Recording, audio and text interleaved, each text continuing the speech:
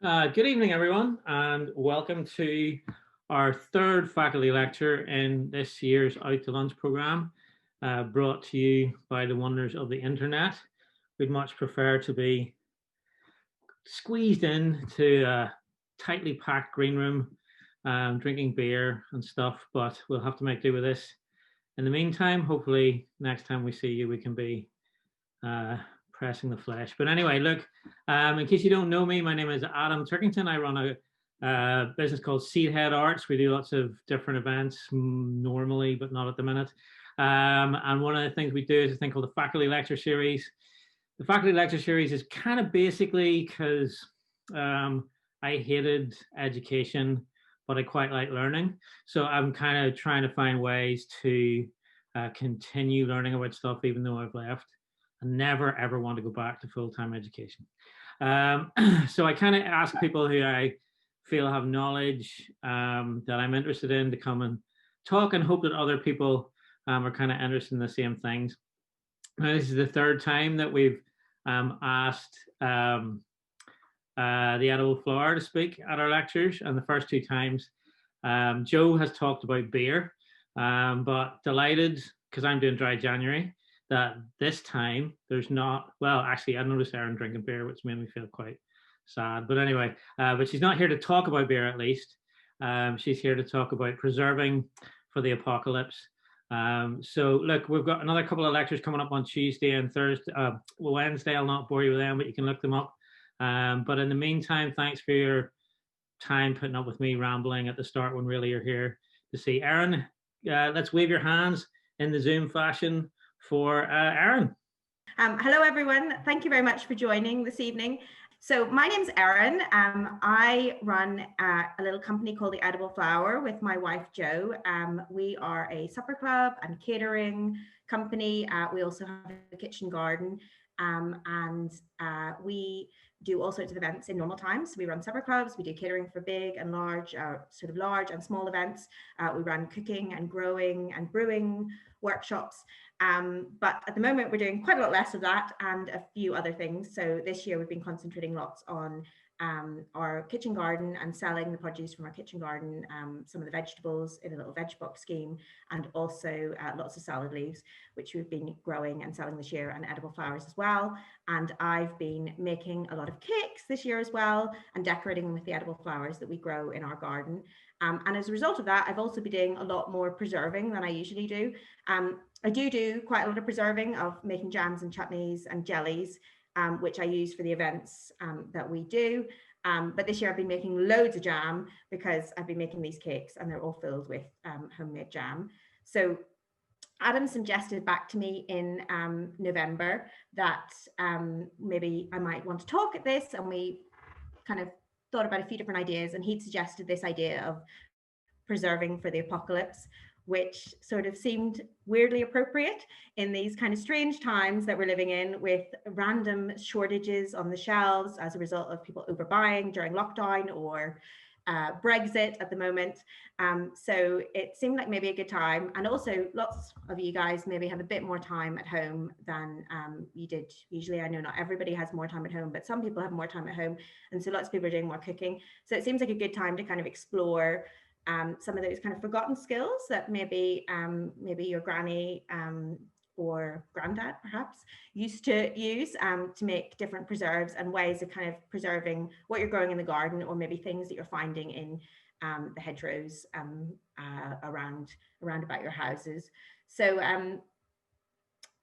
this talk really only touches, it's called Preserving for the Apocalypse, but it really only touches on a few techniques around preserving. There's like loads of different techniques for preserving food. There's salting things, there's smoking things, there's freezing things, there's candying things, there's drying things, all different ways of preserving food.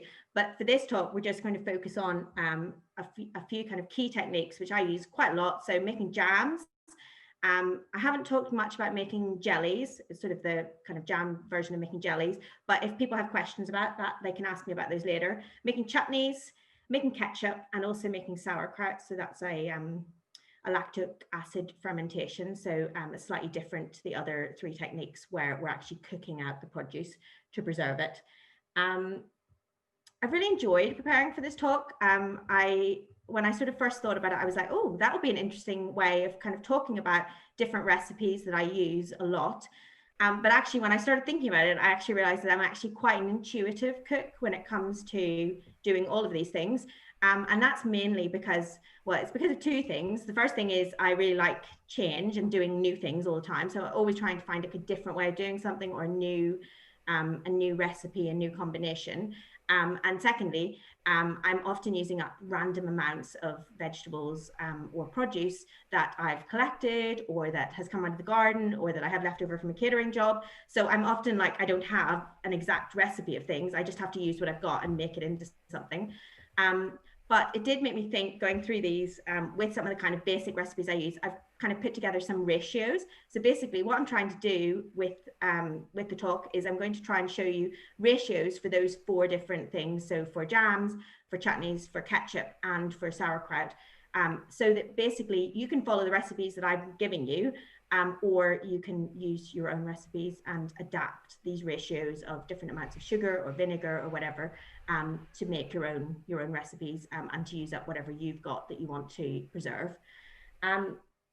For the talk, I've pre-recorded a video. It's about 25 minutes long of me making all these different recipes. Once I started thinking about whether I could do this on the evening, I realized there was way too much content, and there was no way I could show you how to make all 4 of these different things live this evening. So I've pre-recorded a video, which has allowed me to take out all the kind of random bits in between, so you don't have to watch me boiling chutney for 2.5 hours. But hopefully gives you all the kind of salient points of kind of how to make these different products. But I'm sure I pre-recorded it, and obviously I didn't have a team of people help me record it or anything like that. It's just like my basic video skills with a bit of help from my wife. But at the end of the video, there's going to be loads of time for questions. So please type questions into the chat during the video as they occur to you, and then I will answer them at the end. Or once the video is finished, you can type questions in, and I'll answer those as well. There's quite a lot of recipes and quite a lot of information in the video. So I have done a blog post which covers all the recipes and all the ratios and all the extra information I talk about in the video. And I've posted a link already in the chat. So don't worry about having to write all that bits and pieces down, because it's all there. And then if there's any other things that you feel haven't kind of been covered in the chat, or if there's other aspects of preserving sort of kind of within this family, I can't promise to be an expert on like making cold smoked salmon or anything like that, but within this kind of world of preserves, if there's any other questions you have, then just like fire away. But I think that's everything from me to start with. So maybe Alan can play the video, and then we'll reconvene afterwards. So the first thing I'm going to talk about is some really useful equipment for making jams and preserves. One of the first things that you might need, or you might want to get, is a pan, a large pan. So this is a masking pan, which is especially for jam and chutney making, which is really useful because it's got a handle, 2 handles and a spout, so you can pour the jam and chutney directly into the jar. And also it has a slightly smaller base and a wider top, which means that the water evaporates more quickly, so your jam and chutney will cook a bit more quickly. But if you don't have that, you can just use a large saucepan. I would recommend something about 9 litres. You probably aren't going to want something smaller than that. The other thing that's really useful is a metal funnel. That's for helping to pour your jam and chutney into the jars. Again, if you don't have that, you can just ladle it into the jars or pour it into the jars, but it might be a bit messier. Metal's good because you're pouring very hot liquid into it, and also because it means you can pop it into a pan of boiling water to sterilise. Equally with your ladle, if you don't have a kind of spout on your pan, metal ladle's good because again you can sterilise it.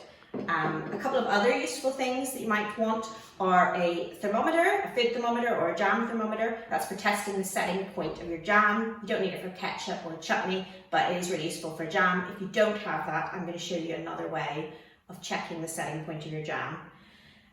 The other bits and pieces, kitchen scales, a couple of useful things for stirring your jam with. You also need some jars. So I tend to just recycle jars, just use jars from other food, wash them out, and then put my jams in them. So the next thing I want to talk about is sterilising your jars before you make jams and chutneys and sauerkrauts. It's really important to do this to make sure there isn't any bacteria in there that's going to make your jams or chutneys go off.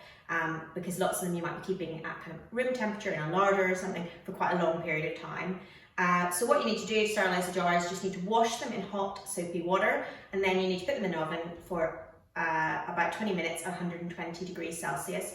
And you want them to be warm when you fill them with your warm jam or your warm chutney, because you don't want to be pouring warm jam into a cold jar because it might crack. So it's important to kind of keep it at that temperature.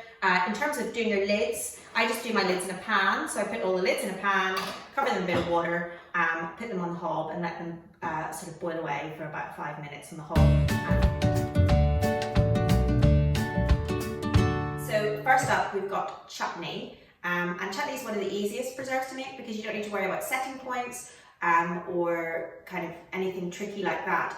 Basically, you just want to cook down your fruit and vegetables with some vinegar and sugar until they're reduced enough, and then pour them into a jar. The master recipe for this, I basically work off a recipe of about 2 kilograms of prepared fruit or vegetables, 500 mils of cider vinegar or any other vinegar, and 250 to 350 grams of sugar. But it is a little bit more nuanced than that.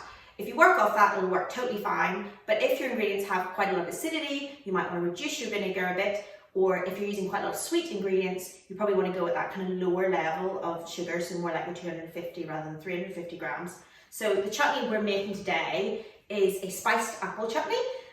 So it's got quite a lot of sugar, and it also has a tin of tomatoes in it. So there's quite a lot of sugar in the apples. There's also carrots and onions, which both have quite a lot of sugar. They're all quite sweet ingredients.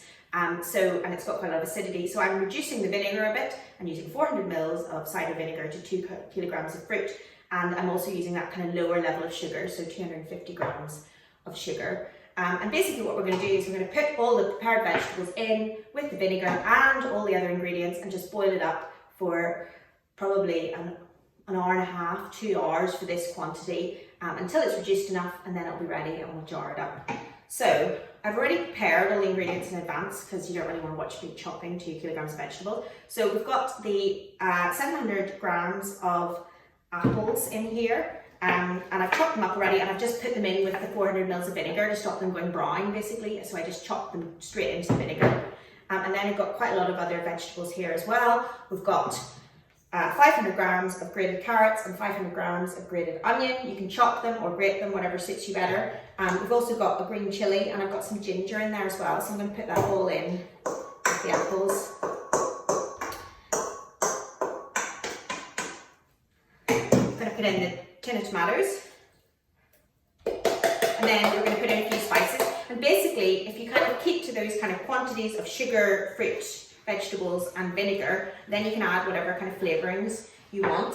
So usually to this chutney I usually add mustard seeds, black mustard seeds, but we don't have any black mustard seeds today, and I'm trying to not go out very much like everybody else. So I'm going to use some cumin seeds instead. So I'm going to put in, kind of give it kind of Indian feel. I'm going to put in 2 tablespoons of cumin seeds.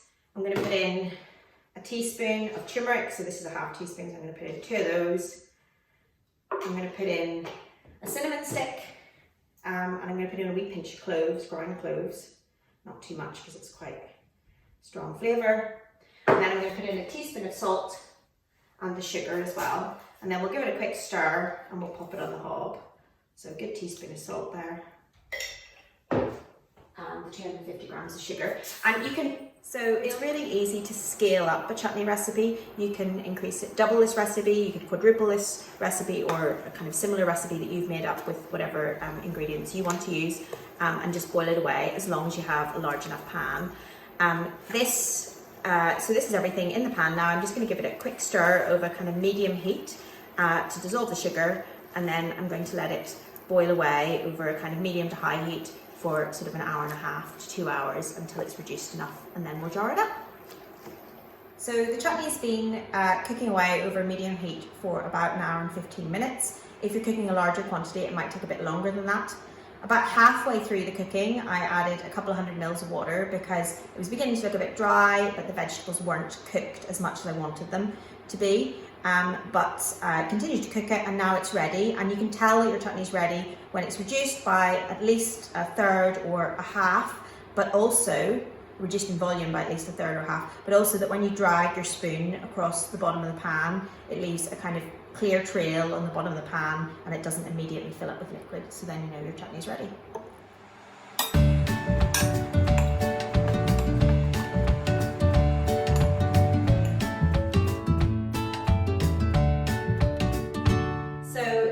That we're making is ketchup, and I wanted to include ketchup here because I think it's a really easy thing to make, but it's something that people don't really think to make very often, but actually it's something that lots of us use all the time and eat all the time. And it's actually quite a similar process to chutney making. Basically, you're boiling up some fruit or vegetables with some vinegar and some sugar, and then you're whizzing it to kind of create that kind of ketchupy texture. So my master recipe for this is a kilogram of fruit or vegetables that you want to use to make ketchup, 250 grams of apples and 250 grams of onions, with 300 mils of cider vinegar and 300 grams of sugar. And then you can add whatever other spices or flavourings that you want to add to that.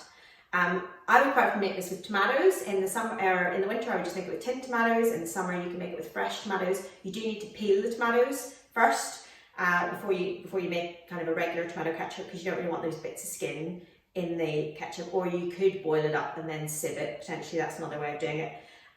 But today I'm going to make a hedgerow ketchup because I had lots of frozen hedgerow fines in the freezer, and I thought it'd be a good way to use them up. And also because we're preserving for the apocalypse, it seemed like an appropriate thing to do. We can go out and forage for some ingredients, and then we'll all be fine no matter what Brexit throws at us. So in my pan, I've actually got more than a kilogram of fruit and vegetables, or bits and pieces here, because quite a lot of it, I'm going to boil it up and then I'm going to sieve it, and quite a lot of it will be left in the sieve. So I'm hoping for about a kilogram of puree once I've sort of processed it all. So I've got some I've got some sloes in here, I've got some rose hips, I've got some blackberries, and I've also got some little elderberries, if I can find a couple at the bottom there. So there's some little elderberries. So you could use any kind of mix of hedgerow kind of fruits in here. But you could also do it with something else completely different. If you don't want to use hedgerow fruits, you could do it with tomatoes, as I've talked about, or you could do it with rhubarb, which is really delicious. Beetroot, I think, would be really great. So lots of different kind of options for making a ketchup. So basically what I'm going to do first is I'm going to put these are, most of them are still a bit frozen, I'm going to put them on the pan with a little splash of water in them, and I'm just going to boil them up for probably about half an hour until they kind of burst and kind of started to kind of break down, and then I'm going to pass it through a sieve. So basically I'm going to push all of the ingredients through a sieve, and I'm going to be left with a puree which we can then use for our ketchup. But if you are using something like rhubarb or tomatoes or beetroot, you wouldn't need to do this step. You could just throw it in with all the other ingredients and just boil it all up and then whiz it with your stick blender. So the kind of hedgerow fruits and things have been cooking now for about half an hour, and they've broken down completely. Halfway through I give it a kind of little mash with my wooden spoon just to kind of get everything to break up, and now it's all broken up, and now I'm going to sieve it. And we'll put the puree into the ketchup. Just going to pour it onto this gigantic sieve that I have. Obviously, if you have a smaller sieve, you can do it in batches. And then I'm just going to push it through the sieve. So now we have our beautiful hedgerow puree, which has been sieved to remove all the bits and pieces, and we're going to add the rest of the ingredients and boil it up to make the ketchup. So the other ingredients I've got are apples and onions chopped, and the cider vinegar just in with the apples to stop them going brown. They don't need to be chopped very finely because you're going to whiz it all up, so it can be kind of a rough chop. I'm going to pour that all in with the hedgerow puree. And then I'm going to add the final kind of other sort of seasonings. So it's really important to have apples in the ketchup because they are what create the kind of like lovely sort of texture of the ketchup, the kind of thick texture, and I use eating apples for it because that kind of creates a thicker texture than cooking apples, which kind of can totally break down. We're also going to put in the sugar, some salt, and then whatever spices you fancy going into your ketchup. I'm putting in a little bit of chili powder, some black peppercorns, and some ground cardamom as well. And then we're going to turn it on, the hob on at sort of medium heat, stir it till all the sugar dissolves, and then we're going to let it boil away for about sort of an hour, and then we'll puree it. So our ketchup has been bubbling away on a sort of medium-high heat for about an hour. I've been stirring it every so often just to make sure it doesn't catch, and it's reduced quite a lot. And now I'm just going to whiz it up, and then hopefully it'll be the right texture and we'll be able to jar it. So I've whizzed up the ketchup and it looks nice and thick. It's not as thick as you'd imagine a ketchup to be, but that's because it's still hot and it will get thicker as it cools. And I'm just going to pour it into the jars, ready to use later on.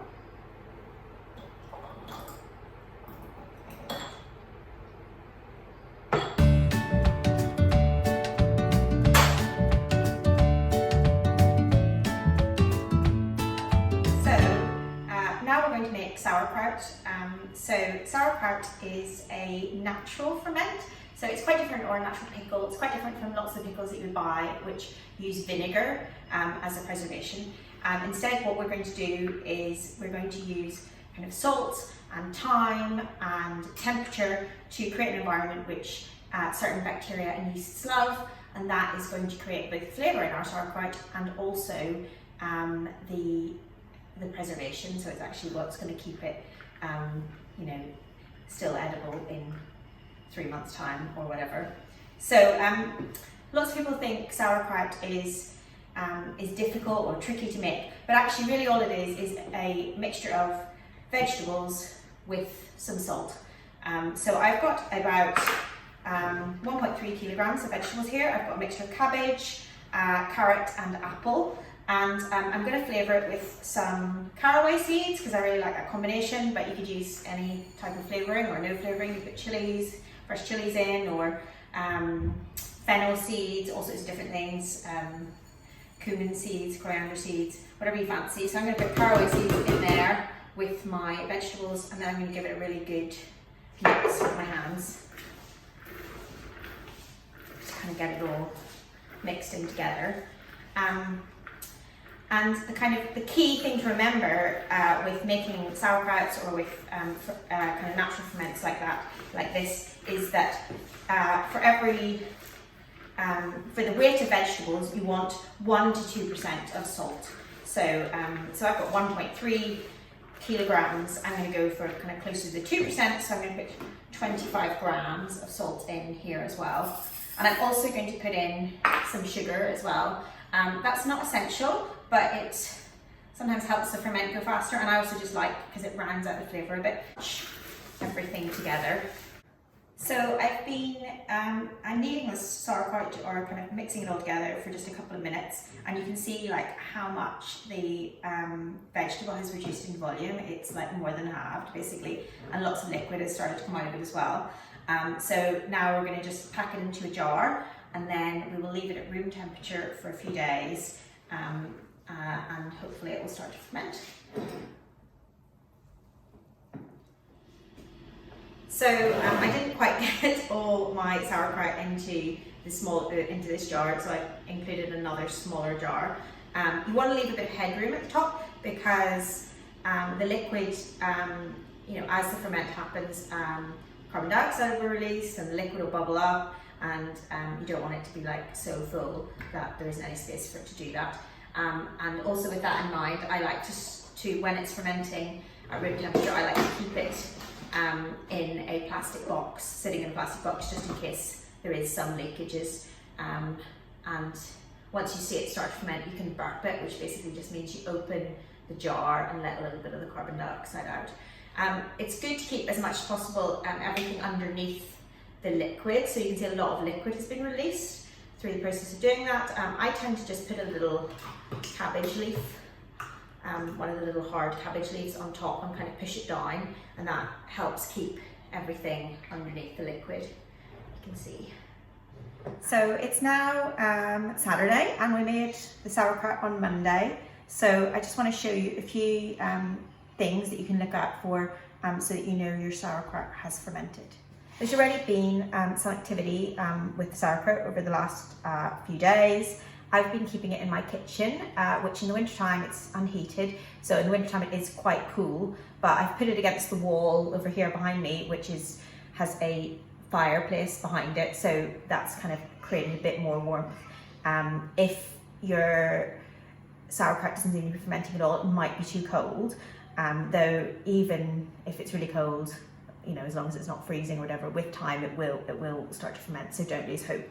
So I've burped my sourdoughs a couple of times, which basically just opening them to release some of the gas, carbon dioxide buildup, and they've made little popping noises, so I know there is fermentation going on. And also some of the liquid, you can see they're fuller than they were. Some of the liquid has come out into this thing, and even I can see a little cumin seed has escaped down the side of this jar, so I know fermentation has definitely happened. I'm just going to open this, and then you might hear a bit of a pop. So you can hear there's a bit of gas release there. I can see some bubbles on top, and I'm just going to taste it. So then I know, see, it's quite a lot of, and the texture has changed quite a bit. So I'm just going to taste it. It's great. So I'm going to really taste the carrot juice. It's quite sour, but like still really fresh tasting. I would say that's ready for me. I don't really want it to go more sour than that. So I'm going to pop it in the fridge to slow down the fermentation. But really the best thing to do if it's the first time making sauerkraut is to taste it regularly, and then you'll get a sense of kind of how the product is changing over time, and you know, you'll get to know what you like and kind of at what point you might want to slow down fermentation or start eating it.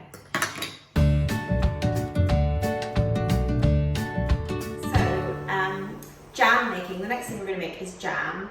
Jam, of all the things we're making today, jam is probably the most tricky, just because you actually have to reach a setting point in order to be sure that your jam is going to set. And there's also the question of pectin. Is there enough pectin in the fruit in order for your jam to set? So a few kind of key sort of thoughts and tips around jam making. First of all, don't make jam in gigantic quantities. I would really only ever make jam with sort of 1 to 1.5, maybe up to 2 kilograms of fruit. If you make it with larger quantities than that, it's very hard to get the temperature up, unless you've got an industrial boiler, the temperature up high enough that you know, the water will boil off and the jam will set without cooking the jam for ages and basically losing all the kind of delicious fresh flavour that you have in the jam. So that's one important thing. The second important thing is pectin. So lots of fruit naturally has pectin in it, and pectin is what will help your jam set. But some fruits are very low in pectin. For example, strawberries are very low in pectin. You can use jam sugar, which has added pectin in it. However, I sometimes find, or I've found in the past, that if I use that, you get a very hard set in your jam, and I don't really like that. So one option is, if you're making a jam with a low pectin fruit, is use half and half sugar and you know, regular sugar and sugar with pectin added. You can also buy pectin separately and add it directly into the jam, and that way you can control the quantity. Or you can do what I do, which is I never really use added pectin or pectin sugar. I try and add pectin through other kind of alternative methods. So for example, apples, especially the apple skin and the apple peel, have lots of pectin, so you can add those in a little muslin bag into your jam, and that will release pectin, and you can kind of give it a squeeze to get some of that pectin juice out. You can also add lemon juice. Lemon juice often helps fruit that doesn't have much pectin release more pectin, so that's a good way of adding a bit of extra pectin to your jam as well. Today we're going to make a raspberry jam. Raspberries are reasonably high in pectin, so it will set without us having to add anything extra to the jam, and it's also one of the easiest jams to make. So jam sets when it reaches 104 degrees Celsius, and you can check that by using a thermometer if you have a cooking or a jam thermometer. But if you don't have a cooking or jam thermometer, what you need to do before you start making your jam is to put a little saucer or a little plate in the freezer, and then what we'll do is we'll cook the jam, and then we'll ladle a little bit onto the saucer and just check to see if it's set. And you can see that by, once you put it back in the freezer, pushing it, you'll see a little wrinkle, but I'll show you that as part of the video. So today we're making raspberry jam. What I've done to start with, the raspberries Obviously it's not very seasonal making raspberry jam at this time of year, but as I said at the beginning, I would like often make jam in small batches. So I freeze the fruit that we grow or buy at other times of the year and then make the jam as required. So I've just taken a kilogram of raspberries out of the freezer. Raspberry jam is one of the easiest and quickest to make because you don't really need to do very much, and it doesn't need to cook for very long to get the setting point. So I've taken the raspberries out of the freezer, I've put them over a low heat just until the juices have started to run, and then I'm going to add some sugar. So I actually warm the sugar that I add because again that brings up the temperature and it means that your jam's cooking for a shorter period of time. So I'm putting the sugar in, having had it in the oven for about 10-15 minutes at 140 degrees. So I'm just going to put the warm sugar in and then give it a quick stir. So in terms of jam master recipes, so like, you know, how do you translate making this jam to making other jams? My basic recipe is for every kilogram of fruit that I'm making a jam, I add 70 to 90% of sugar, depending on how sweet or sour the fruit is. So raspberries are quite sharp, but they also have lots of natural sweetness as well. So I'm adding 850 grams of sugar. So a kilogram of raspberries and 850 grams of sugar. And I'm just going to stir that to dissolve. If you were using something that was a bit sharper, like gooseberries, or rhubarb, you'd be adding much more, like 900 grams of sugar per kilogram, maybe even a little bit more if the rhubarb was really sharp. If you're using something like apples or pears, which is the other recipe that I'm going to link to, you could maybe add a bit less sugar, but you might want to add a bit of acidity as well with some lemon juice. But basically, if you kind of work on that rule of thumb, a kilogram of fruit to kind of 70-90% sugar, 700 to 900 grams of sugar, you're probably going to be able to make a half decent jam. So I just realised after I shot that you couldn't actually see the jam when I was showing it to you, but the jam's been cooking here for about 3 or 4 minutes, and you can see that, better shot, you can actually see, oh, it's going to turn off my induction hob, but you can see the jam cooking. I'm just going to pop it back on there, but you can also see that there's kind of like a pink scum on top of it. That's just like the impurities in the fruit coming out, but you probably don't really want it in your jam, so I tend to just scoop it off, and you can put it on the compost or give it to your pigs or whatever. I'm sure you could like make fruit leather or something with it probably, but I'm not going to do that. I'm just going to skim some of it off, the worst of it, and then the jam's almost already at setting point, so I'm going to test it very shortly to see if it's set. So the jam has reached 104 degrees Celsius on my thermometer, and actually you can almost tell it's setting by the kind of texture on top. There's sort of a bit of wrinkling on top. But I will show you, if you don't have a jam thermometer, I will show you how you can check your jam is definitely set. So this boiled for about, I think it was probably about 12 minutes altogether, but that's a really quick jam to make. Often you'd have to cook jam for a bit longer than that if it wasn't raspberry jam. Raspberry jam cooks really quickly. So what we're going to do is take a little tiny bit of the jam, put it on the cold saucer or plate that we put in the freezer earlier, and then we're just going to pop it back in the freezer for a couple of minutes. So the jam's been in the freezer on the cold saucer for a couple of minutes there, and basically I'm just going to show you that the jam is set, because as you push your finger you can see that there's little wrinkles forming on the surface of the jam, so that means you know your jam's definitely going to set once it goes into the jar. If when you put it on there it was still quite liquid and when you pushed it your finger just slid through it, there was no kind of resistance, then you would know that it wasn't set, and you should just put it back on the hob for a couple of minutes more, boil it again, test again.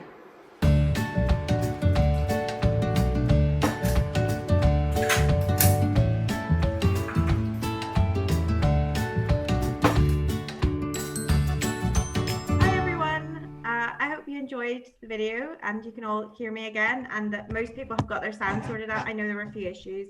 I think if you make sure your browser isn't running in the background, that helps. So thanks everyone. I've had quite a few questions throughout, but if you have any more questions, then just just let me know. My wife Jo is here beside me, so if you see her, she's gonna I'm gonna answer the questions that you've asked in the chat, and then she's gonna read out any additional questions, so I don't have to keep looking while I'm talking to you. So Kirsten asked, what type of vinegars should you be using for the chutney and for the ketchup? I used apple cider vinegar in both those videos. Usually when I'm making chutney or vinegar or something like that, I would buy a very bog standard apple cider vinegar. So I wouldn't buy like a live fancy cider vinegar because you're just going to boil it up for ages. So you're going to like destroy any like special live advantageous kind of biomes and things that you might have in there. So just buy like the standard apple, cheapest apple cider vinegar from the supermarket. You can also use white wine vinegar. I probably wouldn't use red wine vinegar unless I was making something very specialist. I don't tend to, or like a kind of, you could also use something like a rice vinegar or, sort of an Asian vinegar. I wouldn't use like bog standard malt vinegar because I find that has a very strong flavor and it's just too acidic. So I wouldn't use that generally. So I generally use apple cider or white wine vinegar. Kirsten also asked, is rhubarb ketchup possible? Because I mentioned that in my video. Yes, I've made that lots of times actually, using that same recipe. So basically, it's a much easier process than the recipe I showed you in the video where I'm boiling up lots of fruit and then pureeing it and things like that. Basically, you just chop up your rhubarb, chuck it in the pan with all the other ingredients, and then boil it up until it is quite broken down, and then you whiz it, and if it looks thick enough, you can jar it. And it makes a delicious ketchup. The only thing I would say with it, which I've made it a couple of times, is that because if you're not using like beautiful early forced rhubarb, which you probably wouldn't want to use for this recipe because it's quite expensive. So if you're just using the rhubarb you're growing in your garden, or like, your friend has got loads of rhubarb in their garden or whatever, it'll be quite kind of green and brown, and it'll end up with kind of browny color. So it's not the most attractive color. So what you can do is throw in a handful of berries or something in there as well to bring up the color. Or a bit of beetroot or something like that. So some nice beetroot or a handful of blackberries or something like that, and you'll bring up a kind of slightly nicer color than the kind of brown color that the rhubarb will go, which I'm sure you all would know from like making like a rhubarb crumble or something like that. It's not the most beautiful color. Katie Sprague asked, what is the big rooty thing in your ketchup? It wasn't a big rooty thing. It was just a gigantic mound of frozen blackberries altogether. Sorry, I should have made that clearer. I basically just got a whole lot of frozen things out of my freezer that were in the bottom. So there were rhubarb and elderberries and sloes, and they were all kind of broken up. But then I had a big mound of blackberries. So it was just a gigantic mound of blackberries before it broke up. So it wasn't any kind of large root. Carolyn mentioned the sieve that I used for passing my fruit through. Actually, my really good friend Claire, who might be on here, who did a really good foraging talk, Claire McQQ, or Claire McQuillan, I should give her her real name. She bought it for me because she uses one lots for passing things through when she's processing wild ingredients. She's a kind of urban forager and a real expert on foraging in Northern Ireland. So we were talking about it one day, and she bought herself one, and then she bought me one. But I think you can buy them from Nisbets, which is a online, and also there's a shop in Belfast as well. It's like a kind of catering sort of superstore where you can buy lots of things like that. So yeah, it's useful for if you're wanting to pass lots of ingredients through a bit easier than a sieve. Emily says, do you use a food processor to chop your sauerkraut ingredients? Hi, Emily. I didn't actually for this one. Did I for this one? I can't remember. Sometimes I do, sometimes I don't. If I did, I would use the kind of, if you've got a food processor, the kind of spinny bit on the top with like a grater attachment, so that, you kind of feed it through your food processor and it grates it. I'd use it on the coarse setting. You don't want to grate it too fine, because otherwise everything, part of what happens when you're making sauerkraut is that the vegetables break down a bit. So they go slightly kind of softer and a little bit slimier, and you don't want it to be too fine, that everything just kind of congeals into a mass. So I'd use a kind of slightly coarser setting. But actually what I mostly used for chopping vegetables for things like this is a mandolin, which I find really useful. But you can hand chop as well, or you can grate on the rough side of a box grater is also fine.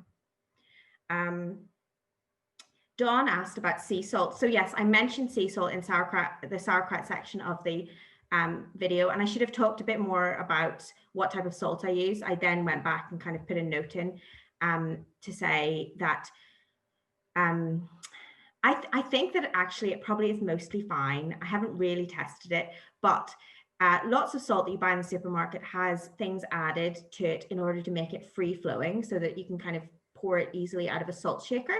So that's why the salt that you buy in the supermarket, just it's all like very separate granules, and it would just pour out of a container really easily. So they basically put in kind of what they call anti-caking agents in order to make that happen.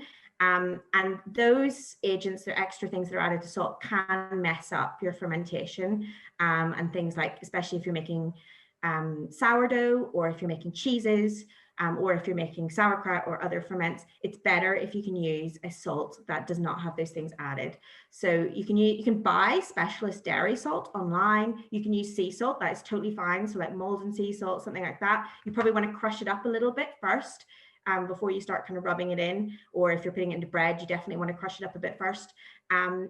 Or you can if you're based in Belfast, the salt that I buy for all my cooking now is a Korean salt that you can buy in the Asia supermarket on Ormo Embankment. And it doesn't have anything else added to it. So it's just like perfect. And it's just in their section that's got salt and stuff like that. But basically, if you look at the ingredients on your packet of salt, you can see if there's anything else been added to it, and if there's been something else added to it, you probably don't want to use it if you're making a sauerkraut. Marcus mentioned to me in the private chat, he said there is always leakage in sauerkraut, and I agree. Yes, you do expect for leakage if you're making any of these things, unless you put them into a massive jar. Do expect for leakage. So yeah, definitely good to make sure it's not on your like best dining room table or something like that without a tray underneath it. So Isaac asks, is there a too early or dangerous time to stop fermentation when you're making sauerkraut?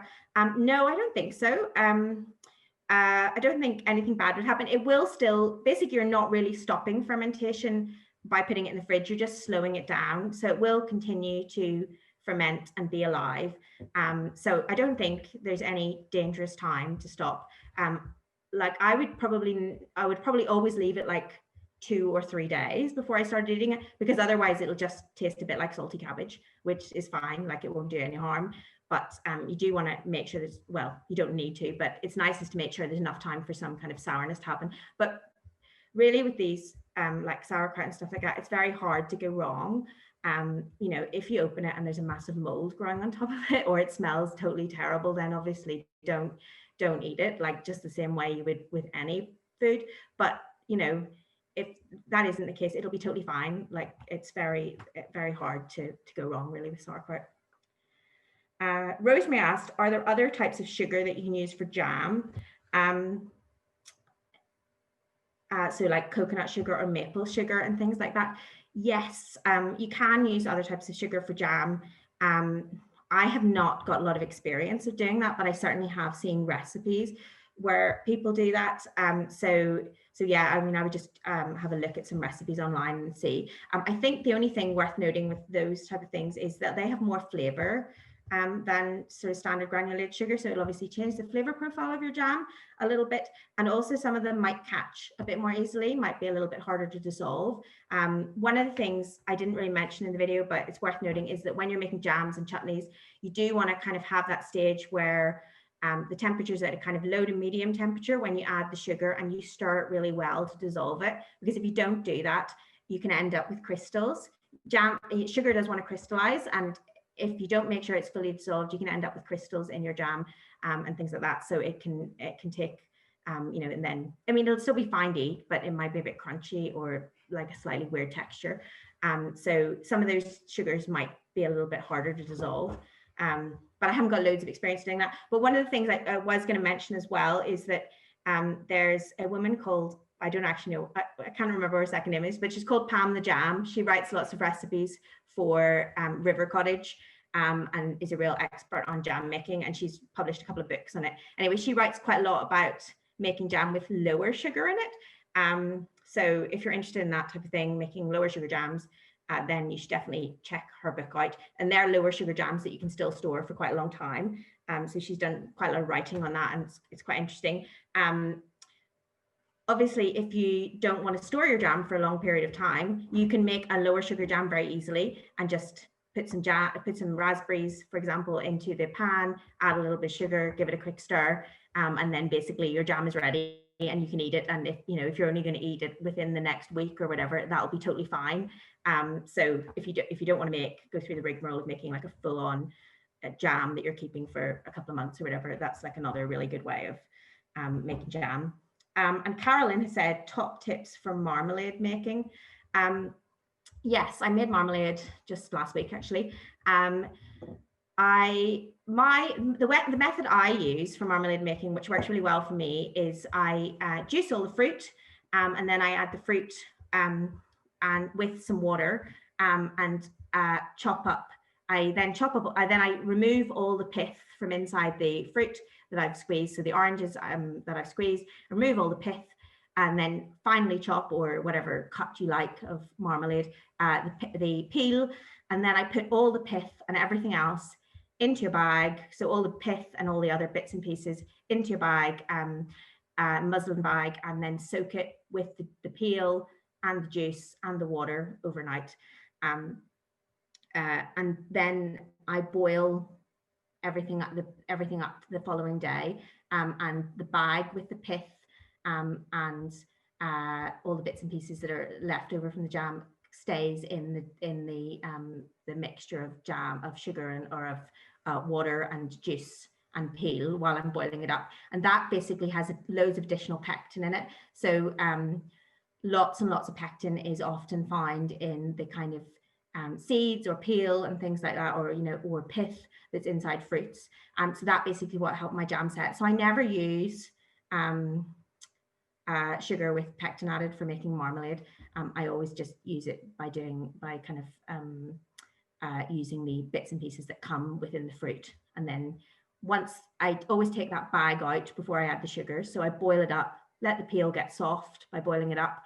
And then I take that wee bag out with all the bits and pieces, and I squeeze it out. So you get all that kind of jelly sort of pectin stuff coming out. You put it into the jam, and then you add your sugar and boil it up. So that's the best way I find of doing it. But loads of people have lots of other methods for making marmalade. And actually, I know Lorna, my friend Lorna is on this call, and she actually runs a business where she makes a lot of marmalade. So she probably has loads of other tips and a lot more kind of knowledge and methodology than me. But there's lots of really interesting methods of using like whole fruit and stuff. I think one of the things to just think about when you're making marmalade is thinking about using that whole fruit. So whatever way you're doing it, make sure that at some point that whether you're boiling up the whole fruit, or cutting the fruits in half and boiling them up before you then kind of process them to make the marmalade, make sure that that kind of pectin is getting out of the fruit if you don't want to add pectin by using kind of jam sugar.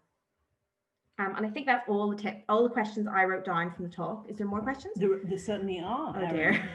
So Marcus says, can you give some advice on what fruits need more or less pectin so I don't end up with a solid block of jam? How does acidity play into it? So as far as I understand, what fruits need more or less pectin? So fruits that are low in pectin, I'm probably not going to have a definitive list here just off the top of my head. Fruits that are particularly low in pectin are strawberries, and also pears are particularly low in pectin. I'm sure there's loads of other fruits that are low in pectin as well, but off the top of my head, strawberries and pears are particularly low in pectin, but I'll give you those as examples. So strawberries are low in pectin. If I was making strawberry jam, you can either mix strawberries and raspberries together. That's quite a good way of upping your pectin content in strawberry, making a kind of strawberry raspberry jam. Or what actually I usually do if I'm making strawberry jam is I make a red currant juice. So red currants are super high in pectin, and they so that means that that by basically you're kind of complementing the color and the flavor. So red currants are high in pectin, also high in acidity. So that goes really well with strawberry jam. So you can what I would do is I freeze my red currants during the year. There aren't that many other uses of red currants. It's not like you're making loads of different things with red currants. It's quite a good use for them. You can freeze them in small quantities, and then you can just take them out, cook them down, and then strain them, and then add that juice to your raspberry jam, and that helps your jam set. I also talk in the recipe link that I've sent you. So I actually made two. I thought about making 2 jams, but it was just too much for the video. But I've also included a recipe for a slightly more complicated jam in the links that I've sent around on my website. So that's a pear, ginger and rosemary jam, and pears are pretty low in pectin. So the way that I increase the pectin in that is by adding apple. So I add a bit of apple, and it's similar actually with blackberries. Blackberries aren't super high in pectin either. When I'm making blackberry jam, I'd also add a bit of apple. I add some apple into the jam itself, but I also keep those apple peelings and pips and everything like that, put them in a little baggie and put them in while I'm boiling up the jam, getting the fruit soft. And then I fish them out usually before I add the sugar. So that's another good way.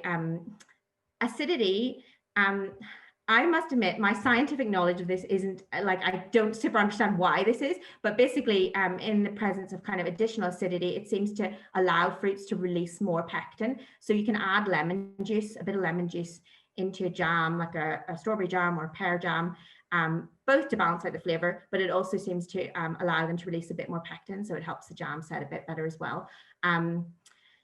In terms of not making a solid block of jam, it is quite tricky. I mean, I actually don't really have this problem too much, but one of the things I would suggest is test your jam a bit earlier before. So if you are making a jam with a fruit that has a lot of pectin, say for example, a red currant jam or like a red currant jelly or something like that, don't let it go right up to that 104 degrees Celsius. Maybe go a wee tiny bit lower than that, and then test it using the wrinkle test and the plate, and just see how hard it looks like your jam is setting, because it might be you don't need to cook it right up to that 104 degrees Celsius in order to get a set on the jam. Thank you very much.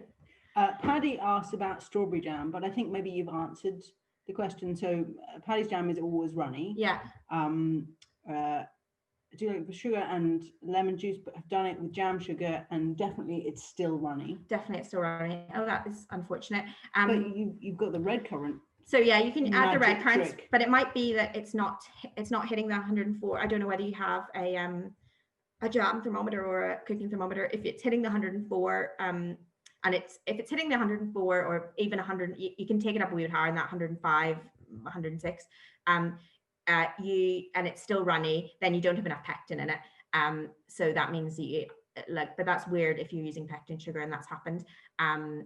The only thing I can suggest is that you do test it with the thing. And also the other thing that I mentioned in the video, which is really important, is to not make jam in super large quantities unless you're really set up for making it. You know, if you're making jam in super large quantities because you're running a business or something doing that, and you've got kind of appropriate cookware and things like that. But if you don't want to be overfilling your pan and trying to cook on not a big enough burner, because it'll just take too long for the temperature to get up and your jam will get overcooked and it'll never set, because it's burnt before the bottom of it's burnt before you've got the top of it up to the high enough temperature. Thank you. Emma asks about stirring the jam. Do you stir the jam when you are boiling it to get it to the setting point? And if so, how vigorously? I do not stir my jam hardly at all. You want to stir your jam as little as possible once you've added the sugar. So you add the sugar at a kind of medium to low temperature, and then you stir it. And as I said in the video, I warm my sugar, so it's going to dissolve more quickly because it's already at the kind of right temperature for dissolving. I stir the sugar, make sure that it's definitely fully dissolved, and then I take my wooden spoon out and I hardly stir it at all. Like if I'm worried that there's a bit sticking or something like that, I might get in there for a minute or two and give the jam a wee stir. But basically you don't want to stir it at all, because as you stir, you're incorporating air, and so therefore you're reducing the temperature, and you don't want to do that. You want to kind of boil it as quickly as possible and get it to the setting point so that the fresh flavor within the jam stays. This is useful because I feel like I could be there making jam forever. Just stirring. Yeah, and panicking. Try not to stir if you can get away with it. Olivia asks, how long will sauerkraut keep in the fridge? Almost indefinitely, Olivia. I was actually reading up on this afternoon in case anyone asks me any difficult questions about it. Yes, I think people can keep sauerkraut for a very long time in the fridge. I have certainly kept sauerkraut in the fridge for a year and still eaten it. So yes, like a long time. If it looks horrendous or starts to smell funny and things like that, then you don't want to keep it. Like in reality, you can keep sauerkraut at a kind of low room temperature, so like at 15 kind of degrees Celsius, and it will obviously ferment a bit faster, but it will still stay stable for quite a long time. So if it's in the fridge, it's going to stay stable for ages.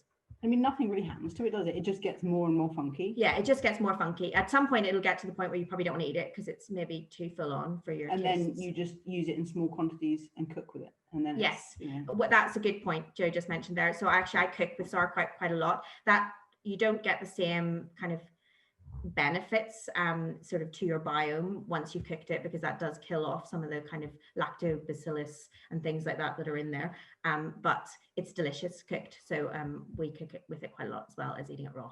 Just a casual name drop of a bacteria there. Yeah. I like it, Erin. What hedgerow fruits did you use in the ketchup? Can you remind us? Yes, I can remind you. There were blackberries, there was rose hips, there were elderberries, and there were sloes. But you could really use, that's quite a lot of the hedgerow fruits, isn't it?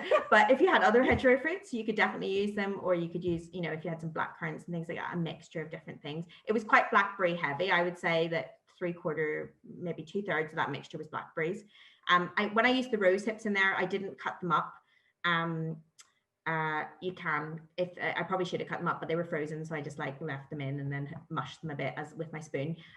If you cut them up, it'll cook down a bit quicker. The only thing that's really important to remember, which I did mention in the video and is in the recipe as well, is that the little fibers inside rose hips are an irritant, so they will not be pleasant to eat. So you definitely need to make sure you sieve it once, and actually in the recipe I say you should sieve it twice. So sieve it once through a kind of rougher sieve, and a second time through a slightly finer sieve, just to make sure you've totally removed any of those little irritating hairs that are inside roses. Kirsten, hi Kirsten. Kirsten asks, silly question, but is the rhubarb ketchup still savoury? Yes. So the hedgerow ketchup as well, like they still have a very kind of savoury flavour. Like we served, when we made the rhubarb ketchup for a supper club, we served it with like kind of beef sausages and lots of salads and things like that. So yeah, savoury but sweet, you know, that kind of tangy, savoury, sweet thing. About sterilising the jars, for the chutney and ketchup, do you sterilise the jars once they're filled, or do you let them self-sterilise just like jam? I'm not sure what that question means. I guess if you're putting very hot jam into a jar, you could effectively rely on some sort of self-sterilising thing. I sterilize all my jars before I put anything that I want to store for any length of time. I sterilize all of them before I put anything into them. So regardless of chutney or ketchup or jam, and just what I said in the video, which is I wash them in hot soapy water and then I dry them in a kind of medium oven for 10-15 minutes. It just depends on, you can also put them through a hot cycle on your dishwasher, which loads of people tell me they do all the time, but I hardly ever run my dishwasher because I just find that it's like too annoying to get everything full before I need it again. So I hardly ever use it, so I don't really rely on that. But yeah, some people boil them. Actually, you can also put them in a large pan of boiling water and do all the lids. If you have a massive pan, do all the lids and jars together, which also works. But I find the oven is totally fine for me. CM asks, where did you learn everything? Did you do a course somewhere, or did Joe just teach you everything? Joe did not teach me everything. CM did not mention Joe. Thank you. Yes, I actually haven't been making, I retrained as a chef about 6 years ago now. I went to Ballymaloe Cookery School in Cork, and before that I probably only made jam like twice or something like that. So I learned a lot from Ballymaloe Cookery School. They're really good at teaching you these kind of forgotten skills, things that maybe people used to do. So I learned a lot from them, but then probably since then it's just been a practice. Basically, I just make a lot of jams and chutneys and learn as I go. And I definitely have had some disasters, often just where I've tried to make too much jam and it hasn't worked because it's just like too much and I can't get it up to the high enough temperature, and it all overcooks before it is ready. So the eternal jam making scenario that I talked of. The eternal jam making scenario? You know, me stirring the jam and letting anyway, getting off the point. Katie asks about putting sauerkraut in the fridge to stop. Does putting sauerkraut in the fridge stop the fermentation or slow it? I think you've already answered that. It just slows it. Should you store all these ferments in the fridge once opening? Yes, you're right. Yes, just slows it down. It won't stop it. Those, because with sauerkrauts and things like that, you often are opening them. You don't like really kind of seal them and then never open them again, because you often want to burp them and check them and things like that. You can store them in a cool larder if you have somewhere cool, something that's not over 15 degrees Celsius. I mean, like the whole of our house? Like basically the whole of my house is totally fine. I have stored various kind of random ferments in our house like all through the year, and nothing bad has happened because our house is so cold. But yes, you can store them outside the fridge, but it's not, you're not really kind of opening them like sauerkrauts and things like that. You're not really opening them, so you know, they're kind of open anyway, because you burp them and you know, open them to check that they're all right and stuff like that. So you can store them at a kind of cool room temperature for quite a long time, but fermentation will happen faster. So if you do want to kind of slow that fermentation down, because you've already, basically for me, the reason I store them in the fridge is because I don't like them to get too funky. I quite like that fresher flavor. So once it gets the flavor that I like, I put them in the fridge, because then that slows the fermentation down quite a lot.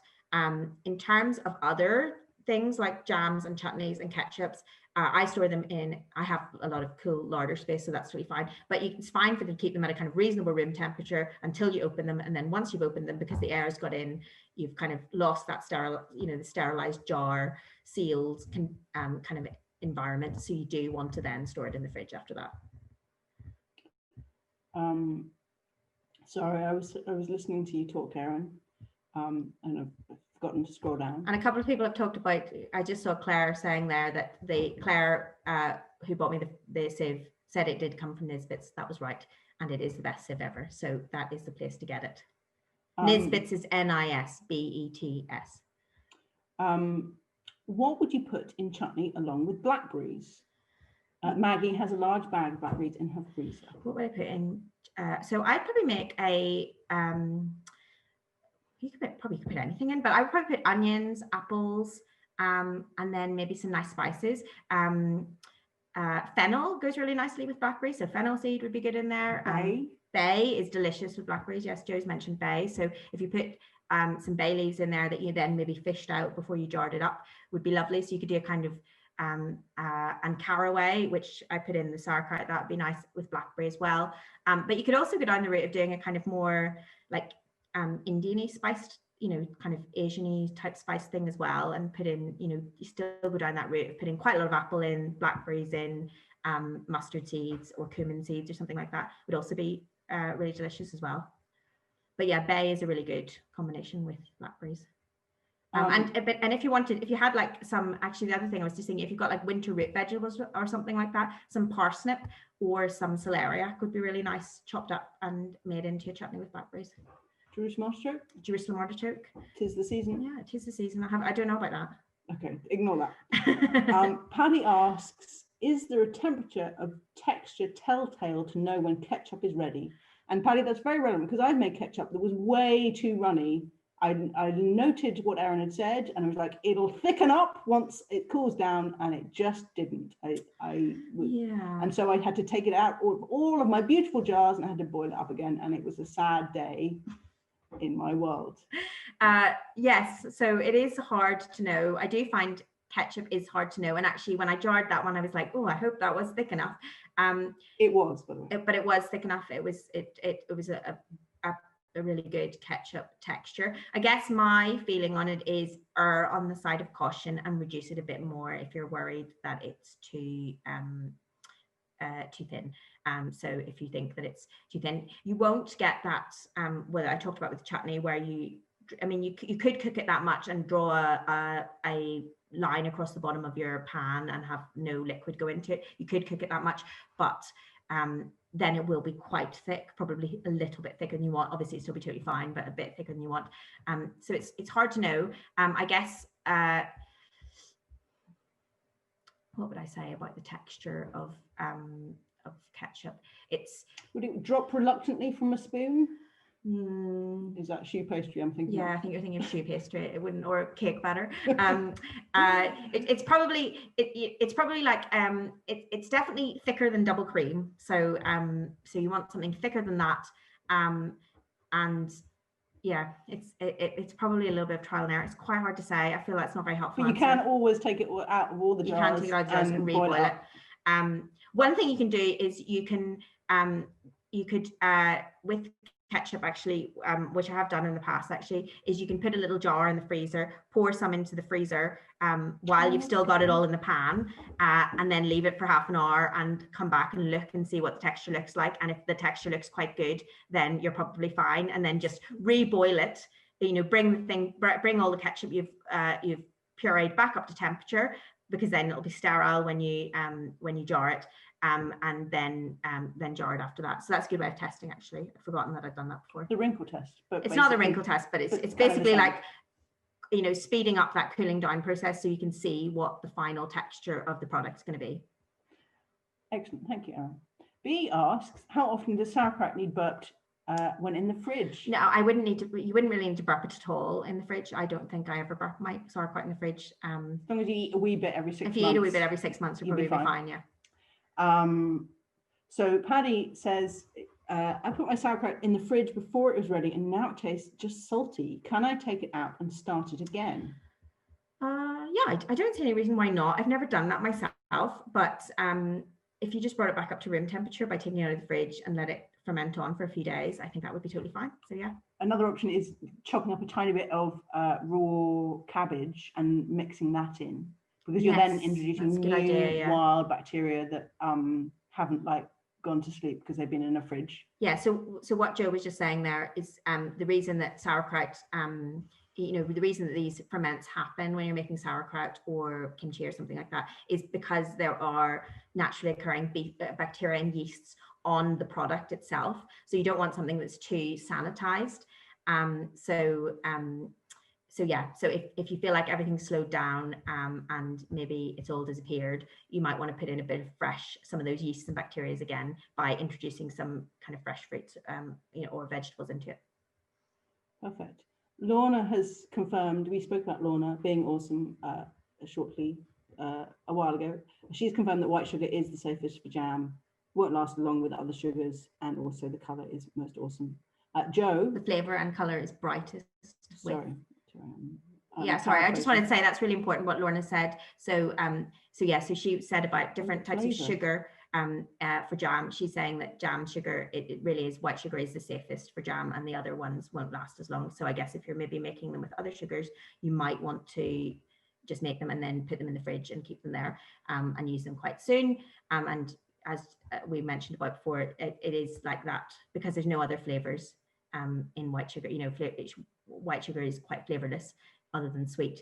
You get that nice bright flavor with your jam. So thanks, Lorna. Joe, good name, has said some American cookbooks suggest processing jam in a water bath. Why is that? So quite a lot of American, it's quite a big thing in America to can, which basically is where you process, preserve things and then you process them in a water bath. And that is often because you're not adding enough sugar or acidity to preserve the fruit otherwise. You still need to make sure you've got quite a lot of sugar and acidity in it, but and so that's kind of an extra step of helping preserve by like canning. Pasteurizing, right? It's pasteurizing, basically, yeah. So it's like the same thing that happens in a domestic scale. You're basically doing the same thing that happens in you know, an industrial scale when people heat cans of tomatoes, say tin tomatoes or whatever, up to a certain temperature, and then you know, then it's a stable product and it lasts indefinitely, basically. So it's basically doing that on a domestic scale. You don't need to do that if you make sure you've added enough sugar and acidity and sterilize your jars and put it up to the setting point.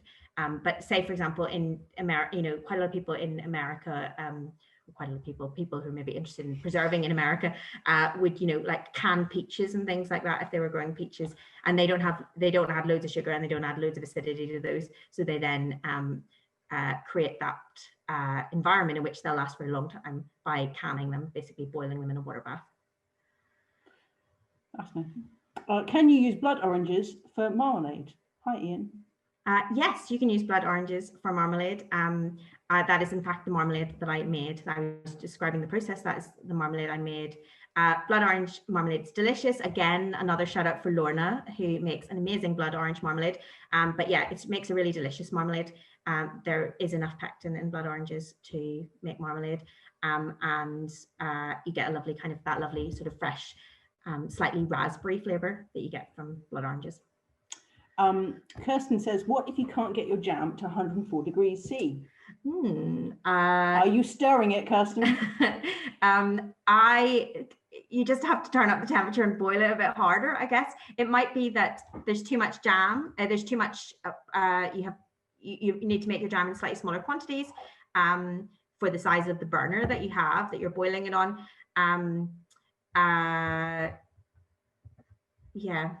You do need to get it up to that temperature to get it to set, basically.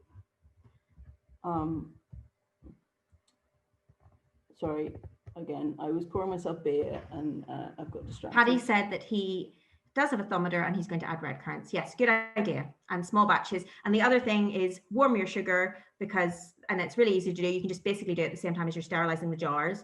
You know, put them in at the same temperature, warm the sugar for 10 minutes. You know, you're getting it, you know, that's adding the temperature, bringing the temperature up so quicker. Hi, Annie. Annie says, the picture of this. So I'm only reading out questions. All right. Well, I just wanted to say I liked Christina's comment about her Ukrainian grandparents having cupboards full of sauerkraut. So that sounds amazing, Christina. I love it. Annie asks, which pelargonium is that that you had at the start of your video? I didn't know you had. Yes, so there was a picture at the start of the video of a apple. It was actually a jelly. I was making a crab apple and sweet geranium jelly, and it was a pelargonium graveolens is the pelargonium that I use for flavoring jams and jellies. So it's got a really lovely rosy lemony scent. So if you're interested in growing things and using them, it's great. Added a couple of leaves of pelargonium graveolens or sweet geranium leaf, I would usually call it, is great added into jellies or jams and things like that. But you just want it, if you're adding it into jelly, you'll fish it out anyway, because you'll be straining the liquid out of the jelly. If you're adding it into a jam, you just want to make sure you count them in and then count them out before you jam it up, jar it up. Oh, Catherine asked, what cheese and chutney combinations would you recommend? Oh my goodness, that's a good one. I personally really like that spiced apple chutney that I made there. I really like it with young buck. So recommend that. It's a really good combination. We had a really nice lunch today with a whole lot of random cheeses, and we had it with the hedgerow ketchup. Can you remember what cheeses were in that? It was like the leftover Christmas cheese. Do you have a box of cheese that is young like buck rind and some hard cheese that I didn't know. I think it was very young buck rind and culatton, so that was a good combination. For some of the milder cheeses, you know, like less strong cheeses, I'm trying to think. Well, I've forgotten the names of all the Irish cheese, like Temple Gall or something like that, like a more sort of alpine type cheese. I really like a jelly with it like that, or something like that with that. So I really like a damson jelly or like a hedgerow jelly, something like that goes really well. Some of those slightly sort of brighter, fruitier things go really well with those alpine cheeses. And then I really like the kind of punchy chutneys with something like a young buck. I'm just coming across various comments that got typed in millions of hours ago saying we have to wrap up because, you know, everyone's got to head off and we're over time. But just before we do, Kirsten asked, can you also microwave your sugar to warm it up? Yes, I don't see any reason why not. I have never done that myself. Obviously, put it in a microwave-proof bowl. But yeah, I think you probably could do that. So yeah. So microwaves jiggle water molecules. Oh, will that not work then? I don't know. I don't know. Maybe we should try it and see. Yeah, I don't know. Some damp sugar would probably get hot.